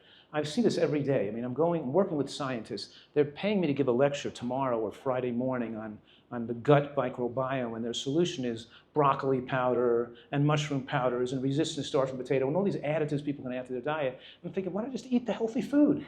What do they got to just put? It's all about making something into something they could sell to people in some kind of supplemental form. Sure, it's going to work. It's better than nothing. It's better. Convenience. It's convenient. It's better than nothing. A smoothie, right? Yeah. Yeah. But then but when you eat all the healthy food, it crowds out the other foods you shouldn't be eating, and you feel like you don't want to have that food because you can't. But if you're having all the powders, you still have all the appetite to eat the other healthy food. Like for me, I came here early thinking I was going to eat a meal here, right? But I didn't feel like it. I went skiing today, and I ate a box of frozen artichoke hearts and a bag of broccoli and some pistachio nuts and an orange, and I had some food after I was skiing, thinking I'd come here, but I'd probably eat after the lecture or something, but you know what it is, I'm not hungry, I don't feel like eating, I had enough calories. It's like when you eat so much healthy stuff, you don't feel like eating food, so if you have all these powders, you're going to still feel like eating the unhealthy stuff. You're not going to, it makes you feel like so satisfied and so, with all the nutrients you just consume, that you don't feel like eating much more, you know? Yes? So what about the rare American who actually needs to put on weight and is having difficulty doing that? And how specifically does that relate to chewing your food, eating slowly? No names mentioned here. I don't know. Let me say this. Let's put the numbers in perspective here. The American health authorities say 77% of people are overweight in America. And that's not right, because they're using a BMI of 25 as the demarcation line between overweight and normal weight. About a third BMI is obese. But they're classifying people with a BMI below 25 as normal. And I'm saying all the blue zones have BMIs below 23, and the longest lived individuals occur with BMIs for males below 22 and BMIs for females below 21. So if I permissively allow 23 to be the demarcation line between overweight and normal weight, which is plenty big enough BMI for normalcy, then you have 89% of Americans are overweight, not 77%. Okay, now that we have 89% of Americans overweight, let's look at the 11% that are not overweight, that are normal weight. Most of them are cigarette smokers, alcoholics, and people with medical conditions keeping them thin. And it's only 2.4% of the total 100%, which is 2.4% out of the 11, are a normal weight because they eat healthfully and exercise regularly. Not as healthily as a nutritarian guy, but just healthy enough to keep their normal weight. What I'm saying is if you are normal, you should be overweight. Because if you're eating the way other Americans eat, then the way it works on the brain and the body is to create an overweight human. So the normal weight humans are unhealthy humans because they should be overweight if they were healthy. So it's a confusing thing here. So sometimes the person has to get healthy to gain weight because they're smoking, their digestive disorders, their autoimmune conditions, their depression, whatever problems they have are keeping them thin. And anorexia is a mental disorder too, you know. So I've advised a lot of world-class and professional athletes, and we're talking about people you know. You know, we're talking about the top tennis players in the world, like Djokovic and even Roger Federer and Murray and Nadal all eat super healthfully and all carry around the blenders and make the green smoothies. They're smart guys, you know. And LeBron and all these top athletes are, and as you know, the U.S. ski team, and so a lot of these people are trying to not get sick. They can get plenty, but these people are eating 4,000 calories a day. And myself, being an athlete when I was younger, had to eat a lot more food to maintain all that activity. But we just ate more of the good stuff: more nuts, more beans, more quinoa, more soybeans, more tofu, more. We just ate. You know, I used to carry around and be snacking on nuts all day long in my college classes because I was back to the gym again, or back to the rink again, or back to the running with packs on my back or something. You know what I mean? So you have to eat a lot more food. But even that is not great for your health. I know it's not your question, but if you exercise so much to require such a huge caloric load, it's probably better you exercise a little less and didn't require such a huge caloric load. But a guy who's that big, like LeBron, he obviously needs, your caloric needs are proportional to your size. All right, now how does that deal with your question? Well, if this person achieves better health, and they exercise and do strength training, the better their health, the more the calories can then be utilized by the body more efficiently. And there might be something wrong with their health or immune system from not eating healthy enough that could be impairing their ability to gain weight too. So I don't know the particular individual you're talking about, but we could, it has to be looked into. And also, I'm not thinking this is a one-size-fits-all diet. There are some people who are emaciated, who have anorexia, who need to put oil in their food. There are some people in nursing homes that need to add more artificial calories to what they're eating, may even need more animal products because they're wasting, because they need more concentrated calories, and we don't want to have these concentrated calories and appetite-stimulating foods be fed to people who are not underweight, but maybe for a person that's underweight, they could even be some beneficial. So we do have to modify the recommendations based on individual needs. Dr. Fuhrman, you touched a little bit of this in your talk, but is there ever maybe a genetic predisposition factor, like some of your ancestors may have had it, maybe it's in your genetics? Is there any factor to that when you're talking about diets and some of the times the issues that people may be having? Yes, but I'm trying to minimize the importance of that because, for example, there was almost no cancers occurring in human history before the 16th century. And the first cancers that occurred in humans were scrotal, that were in any significant amount, were scrotal cancers and testicular cancers in men who worked as chimney sweeps who were inhaling smoke. And we really didn't see breast cancer and prostate cancer in those days. We had record of cancers. We had people seeing tumors and what people were dying of. That these things couldn't be predominantly genetic if we never, even the amount of 40% of Americans died of heart attacks and strokes. How many people do you think died of heart attacks and strokes in the year 1900 as a percent of Americans? 4%. 4%. You know, infectious was a later early cause of death.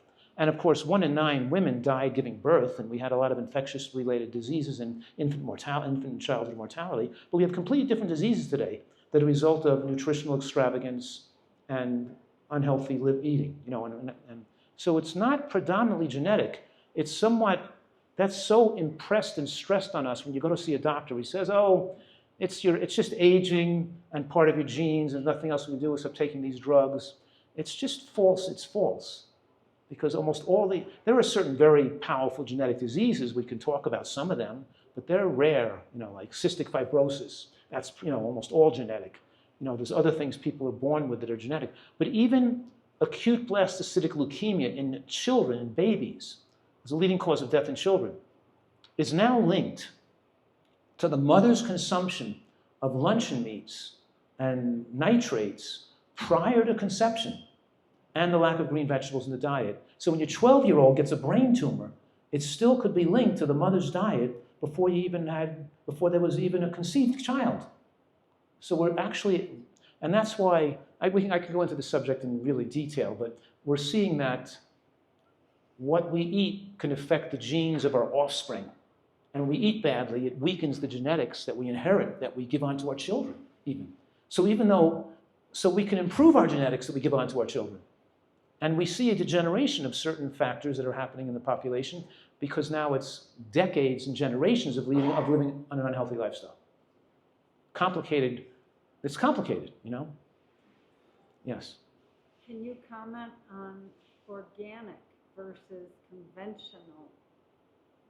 You didn't mention it, but I think it's important. Well, I do eat organic because I have this retreat where we have local farms, we grow the own food, and I try to eat everything organic. But there are some foods it's not that critical because you don't have much organic residue. So again, we don't know how risky it is because we know in the studies that when people take the American diet and they're eating processed foods and animal products, they're eating very little plant produce.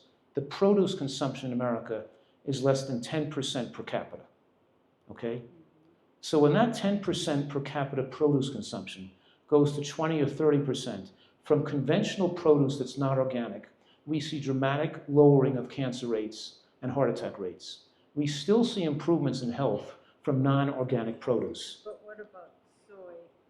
So I'm saying to you that compared to processed, so it's still better to eat those plant foods than eat more unhealthy substances. But why should we needlessly expose ourselves to things that damage the bees, hurt the farmers working? So you know who's really damaged by the inorganic food?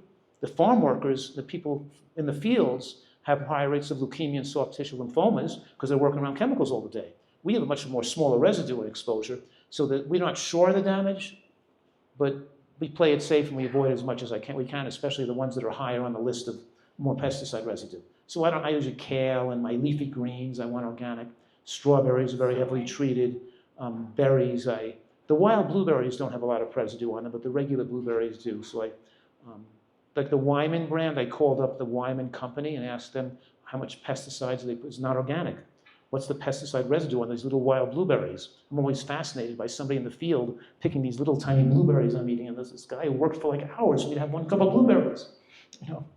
But and the answer they said was they don't use any chemicals on the plants when they're flowering or when they're producing blueberries. They only spray a fungicide on the plant when they're young, so the plant enhances their growth. So they can't write organic, but it's not really, they think there's almost no pesticide residue on the final product. So at least I could feel like, okay, I can go traveling here and buy some Wyman blueberries that are not organic. So I'm not, so the answer is I don't know the answer for sure. Do the best you can. And, some things like avocados and things have shells and nuts and fruit trees have roots that grow deep into the soil. But things that are more vegetable with shallow roots and that are more smaller plants, they're more dangerous to have more pesticide residue on them. And we're not eating any. My concern is, like, I guess, soy is heavily doused with. You're right. So those products like corn, soy, and wheat that are heavily use glyphosate and have the weed killer Roundup on, those things are more important to eat organic for sure. And that's why when you're eating fast food restaurants, you're getting all these products made from soy and wheat and corn that are all. So yes, that's a good point you just made. Thanks for reminding me on that. Yes.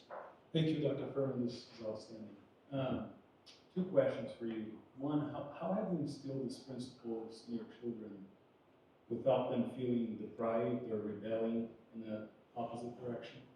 And then number two, you alluded to this briefly, but what are some of your strategies for when you're on the road and traveling for work, making sure you still stay true to the nutritarian diet? Yeah. I just don't want to feel bad.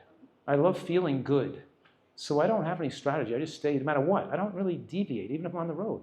I can go to Whole Foods Market and get a salad bar. I can get a box of frozen peas, and I can get, I just had a bag of frozen artichokes. I love artichokes, by the way. But I can get anything. I can usually get anything I want because in this country we have, I used to do my PBS television shows, where I used to have to fly to every city, like do a show one night and be in the next city the next night and be in the next city the next night. And so I'd come off the plane, go right to Whole Foods Market, get my food for the day or the night, and drive back to the airport after the filming of the show, so I'm close to the airport for the next, leave early in the morning, fly to the next city, go to Whole Foods Market, get the food. I just got the food and did it. I carry food in my bag. So it doesn't never seem that difficult. If you're committed, you make it work. And if you're not committed and you're an addict, you always have an excuse why it's so difficult. It's like it's just easy to do when you made a decision. It's like when I wrote the book Eat to Live, it was my most popular book written in 2004 and updated in 2011. I wrote in the first chapter, don't start the diet. Don't go onto the recipes and begin this thing. First, read the whole book. And then when you decide to do it, you have to decide whether you're going to make a commitment. Because this is not going to be easy. You can't just give it a try. Giving it a try is saying that at the first stress, I'm going to go back to eating the old way. I'm going to have, you got to really make a commitment and decide what's best for your life. It's like when you get married, you don't say, I'll give it a try until we have the first argument, then I'm going to walk out. It's like you've got to really make a commitment. And I think it's really worth it. It's really worth it because your taste buds change. And you start to enjoy all these natural ways you can make delicious desserts and, banana ice cream with real cocoa and some date and some, we have all these dressings and sauces and dishes, and your taste buds do get stronger. So when people come to the retreat, once they're there a month or two, if they're staying longer, they always say the chef's up their game. It's so delicious now. And I'm saying it's the same recipe. It's just when you came in, it's like your taste buds get stronger. And when you take the sugar out, you can taste more sugar in the strawberry. When you take the salt out, you can taste the flavor of natural foods better. When you taste so you learn to prefer what you get used to eating. And I prefer eating this way now. I've done it for so long. The longer you do it, the more you prefer to eat what you get used to doing. Oh, how would I know about kids? I know you have a daughter who's very brought into your. I have. Oh, did you watch my podcast with my daughter Jenna? She's great. Yeah, thank you. I have 4 kids. I have 3 daughters. The reason why my youngest daughter, Kara, is not involved in the podcast is she's still in naturopathic medical school. So she's going to get involved when she graduates this June too. But you didn't have to do that much. My kids used to, because we had healthy food in the house, and we didn't really scrutinize them or punish them when they were out of the house. And they used to say to us, they could see the attraction to eating this stuff. They could see why people would like it. But they couldn't understand why the parents were forcing it on their kids, why they'd bring donuts to soccer games, why they'd bring pizza to the tennis matches. Why not bring corn on the cob and watermelon? Why did the parents want the kids to eat unhealthy? They could see the attraction at parties and why their friends would want to do it. And not that they didn't have any of it, but it's funny, when my son Sean, who's now 22, when he was about 4 or 5 years old, he went to watch his sisters in a choir singing at a school, and their classes were singing. So when he walked into the school, they had a chocolate chip cookie at his face height, right here. And the person behind the desk handed him a chocolate chip cookie. And we were looking at him like saying, I wonder what's he going to do? And he took the cookie, because he'd never seen a chocolate chip cookie or tasted one before. And he put it in his mouth and he went, that's too sweet. It's junk food. And he like threw it back at her. And so, we're just watching what they did, I used to say to him, get that broccoli away from that kid. He's getting too strong. And then he would come over and give me a push. And I'd like fall back over the couch and do a backflip over the couch and go, he's going to kill me. I need it for my strength. He can't have it. All that broccoli, those green vegetables. He'd wake up in the morning and go, where's the greens? I got to get that. He's like, the kids used to run around. We used to make healthy food taste good, and they used to bring their friends over to taste our smoothies and our ice cream. And they got into it. They enjoyed it.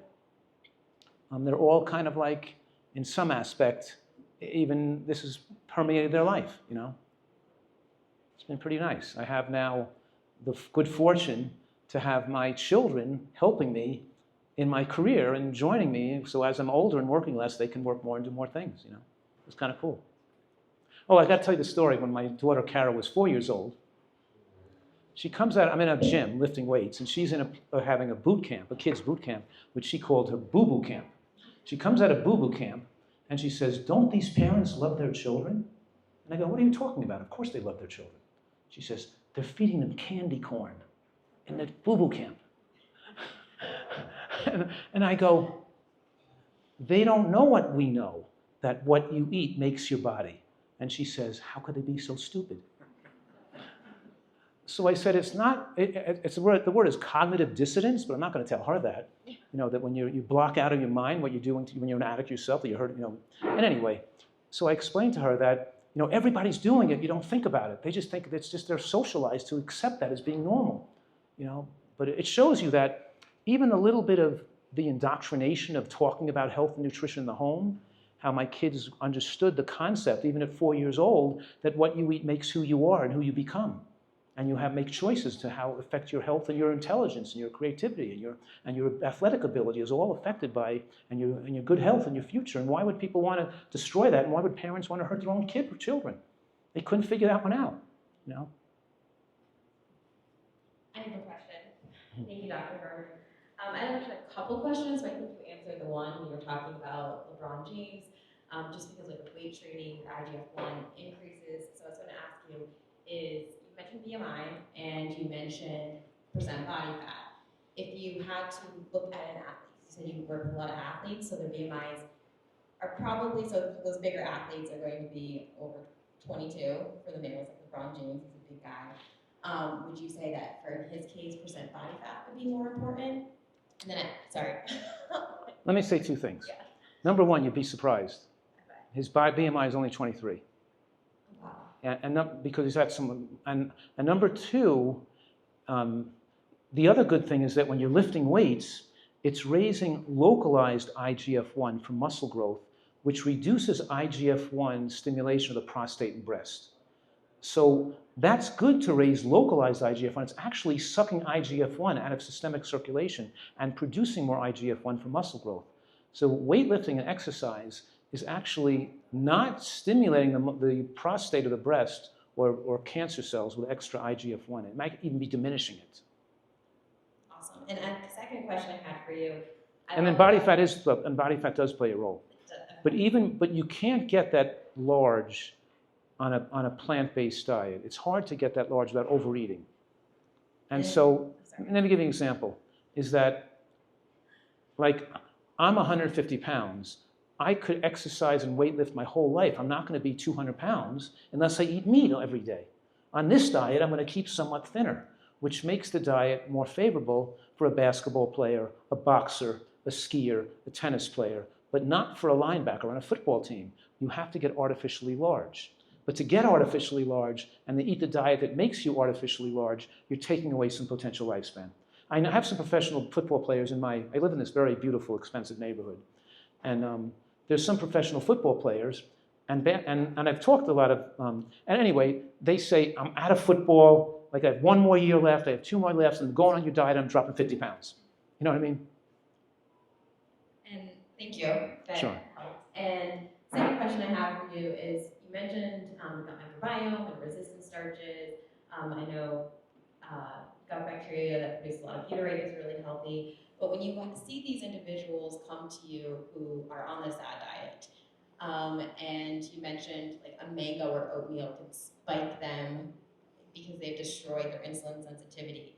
How long would you say that it takes for them to repopulate their gut microbiome where they're not seeing those spikes from the damage that they had caused? That's a good question, but it's amazing because I'm doing this every day, and I see people come in every day, how long it takes them, because they're on, when does their sugar go down? And it's an amazing transformation occurs between week 2 and week 4. It's usually about 3 weeks before you see the transformation where the diabetic becomes not diabetic anymore, So it's amazing how quick it occurs. You see the change occur. But of course, each person is different. And the further they are in the disease process, and the more advanced their disease is, the longer it's going to take. Right? So people who are younger with more newer onset in the early stages of every disease could be an early onset, it could be more, but that's the thing with medical care. They accelerate the rate at which the disease progresses. Because now you're a diabetic, and your beta cells are not producing much insulin.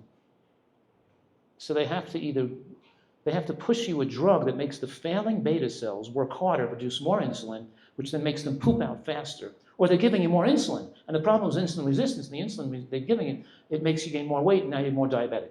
So the medical care usually makes things worse, not better. And it's amazing how we're able to take the medications away and just appropriately adjust their diet and their exercise. And we're doing meditation, we're doing wisdom teaching, we're doing emotional training, we're not just giving them the diet at the same time, because we're doing all the extra factors that are going to help them want to comply with the diet and want to improve their, all the training that makes people how to be emotionally stable and happy. Because when you're not emotionally healthy, you can't tolerate being different from other people, the peer pressure. You can't be looked at as a health nut and get the negative peer pressure from your friends, your family, your coworkers, unless you have good emotional health. When you feel you're a role model, or you feel you're having goodwill for others. It takes a different way outlook, because most people who learn this wouldn't be able to do it, because they wouldn't be able to stand there's so much into the self-generated ego versus third party. What I mean, I said that wrong. They're into needing the approval of other people. Externally generated ego stroking, getting more Facebook likes, having people look up. That's going to make them unable to change their diet, because they're not going to get approval from the rest of their society for living this way. You have to have internally generated self-esteem, because you're proud of what you're doing, you feel good about your ability to be kind, or to look at things in a fair way, or you're trying to be useful to other people. It helps them to try to work on their internally generated self-esteem, so they don't need the approval of other people to get their own ego needs met. So there's other things we're training them with to be able to be more compliant with this way of eating, that's helpful and not just about the science of how to eat. Yes? How do you get, sorry, too close. How do you get them to cook? That's I think often plant-based diet requires more cooking. Well, we have everybody come up with their own business plan, and they can prepare to shop on 1 or 2 days a week and cook 1 or 2 days a week and prepare most of the food.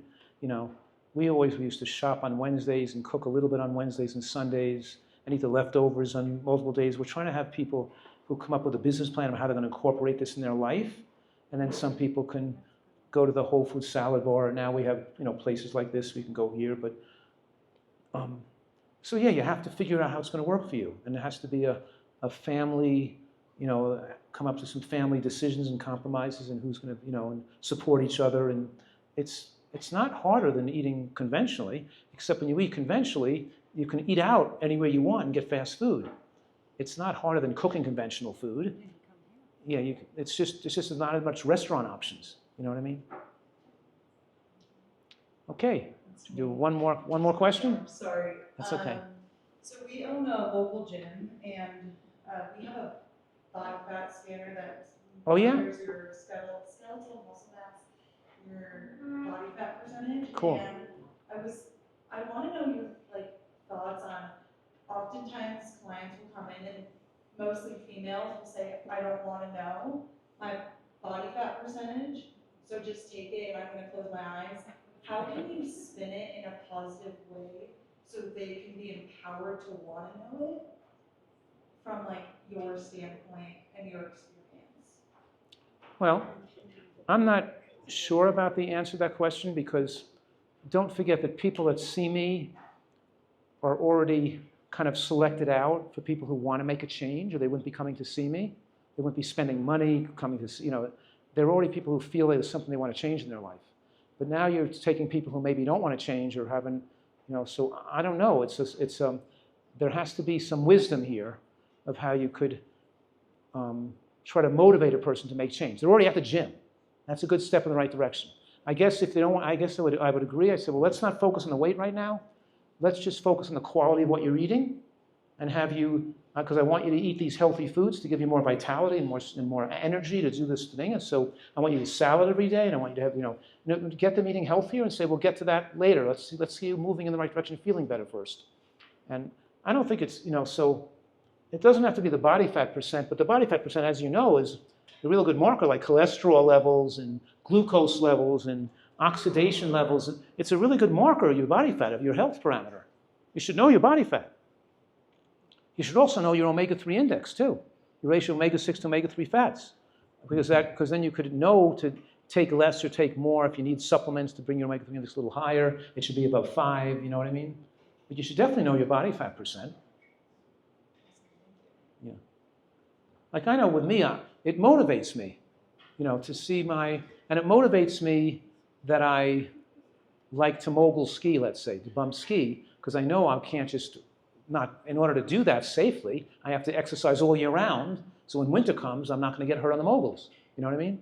So by having something I love to do is motivating for me to keep in better shape, and by seeing my body fat, it's good for your motivation. I don't know, but you got to be a motivator. It's hard. And each person's different. You got to sometimes ease them into it, and add more aggressive, that type of aggressive motivation that athletes like, that a real competitive athlete would want. But you got to ease into that more gradually, and not to push them away. There's an art as a doctor seeing a patient. If I push them too far, they'll never come back. I got to kind of analyze what they're ready to accept at this point, and then as they can, and so the art is to do it in a way that they're going to want to do it. I'm working on an AI app right now with some brilliant researchers that can read the person's facial muscles in reaction to the AI app. It's going to be coming across in a holographic sense, where it's not really me, it's like an AI version of me, but it's giving them advice and guidance and diets and motivation and meditation and all this information from me and other experts, but it modifies it based on their reaction. And if they want it to lose more weight or get on, they can rev up they can rev up the intensity of how much they want to adhere. And it kind of like it gives the end user the ability to adjust the aggressiveness of the recommendations to what there could be accept at this moment, but with a little bit of teaching and a little bit of gamification every day and learning, the expectation is that they'll want to do more and more and be more aggressive, because when you keep teaching them and educating them and gamifying it, and and the more they learn, they're going to get more willing to make more changes.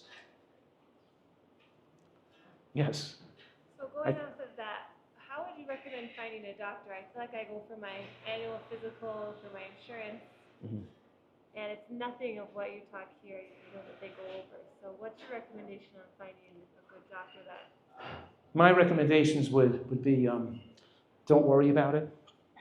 It's not going to likely happen for most people, and that they're just as confused as the general population. And you know more than them. And you can educate yourself. You don't need a doctor to give you nutritional advice. You need a doctor for an emergency. They don't have to be a nutritional expert to sew you up in an emergency room or to fix your leg. There's nothing so you don't need them for that knowledge. And they don't know it anyway in most cases. And if they did know it, they're spending 5-10 minutes with you. In San Diego, you don't even get to see a doctor. You can see this nurse, they schedule, they wait a month, they see you for 5 minutes, they walk out, and it's like you can't get. And by I used to always, people say, well, how do you teach the doctors to know this stuff? And I used to say that, and the American Heart Association saying that people with a high blood pressure should have their cardiologist tell them to cut out the salt, stuff like that, right? I'm saying, why should we wait till people develop heart disease for a doctor to tell them to cut out the salt? Why should we wait till a person gets lung cancer to tell them to stop smoking? We don't want doctors to tell people after they develop disease. We want people to learn this in their educational process, even in the elementary schools and high schools and colleges. It should be general awareness of the population. It shouldn't be in the hands of doctors, because we shouldn't wait till people get that sick to be fixed by some nutritional change. So it has to penetrate every bit of society, and the librarian, the teacher, and everybody's just as important at sharing this information. It shouldn't be exclusively coming from doctors. Okay, good. We got a lot done. That was great. Thank you. All right. Thank you. Thank you, Dr. Fuhrman.